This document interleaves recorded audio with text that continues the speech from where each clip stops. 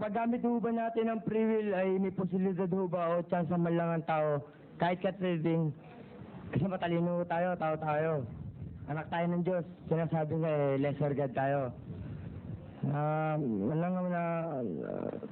Na tayo makahigit o pumunta man lang sa katalinuhan ni Lucifer o ng ating Panginoong may kapal. Sa dalawang matalinong naglalaban sa pwersa natin sa panahon na to, meron ba tayong tsansa? Unang-unang sagot ko, kapatid, wala tayong chance na makapantay man lang natin ang Diyos sa kaalaman. Huwag na nating isipin yon at alisin natin ang lahat ng possibility iniisip natin that sometimes makakapantay natin yung katalinuhan ng may kapal. Hindi pwede yon. Hindi pwede yon. Never na mangyayari yon. Pero kay Lucifer, utos ng Diyos yun. Dapat mas matalino ka kay Lucifer eh. Pakinggan mo sa 10:16 ng Mateo. Narito, sinusugo ko kayong gaya ng mga tupa sa gitna ng mga lobo. Mangagpakatalino nga kayong gaya ng mga ahas. Ayun, ang ahas si Satanas yun, di ba? Sa Biblia. Kaya magpakatalino ka gaya ng ahas. Ay, ibig sabihin, huwag kang papaloko sa ahas. Ibig sabihin, pantayan mo man yung katalinuhan niya. O kung maaari, higitan mo pa. Di ba? Kasi alam mo, meron tao pwedeng makahigit sa katalinuhan ng demonyo eh. Meron. Yung mga taong sakdal at matutuwid sa Diyos, nakahigit sila sa katalinuhan ng demonyo. Kasi 3:15 ng Santiago. Pakinggan niyo po. Hindi ito ang karunungang bumababa mula sa itaas, kundi ang nauukol sa lupa, sa laman sa diablo. Yung karunungan ng diablo, yung sa laman, ano? Pag ang tao ay sa Diyos, 3:17.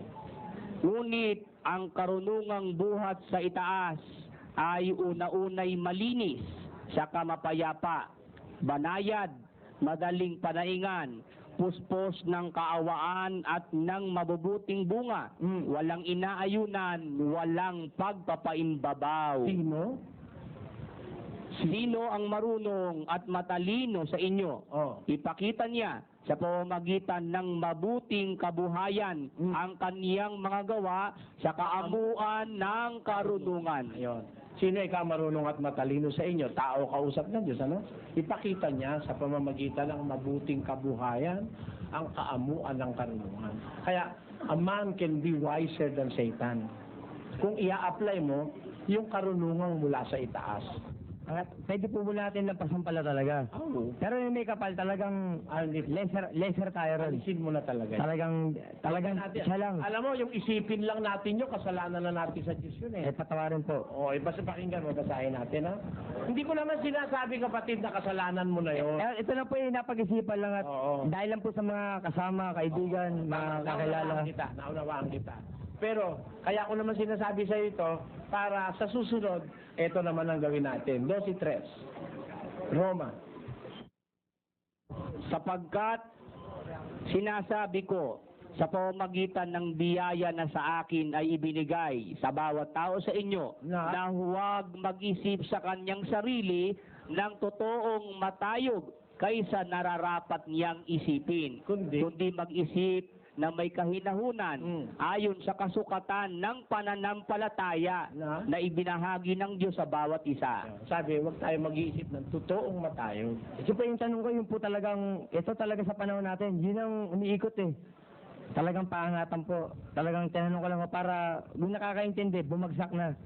Yung nakakaunawa, bagsak na. Maganda lang. Yung papataas pa lang, bumagsak na rin. Ayun, para wag silang magmatayog.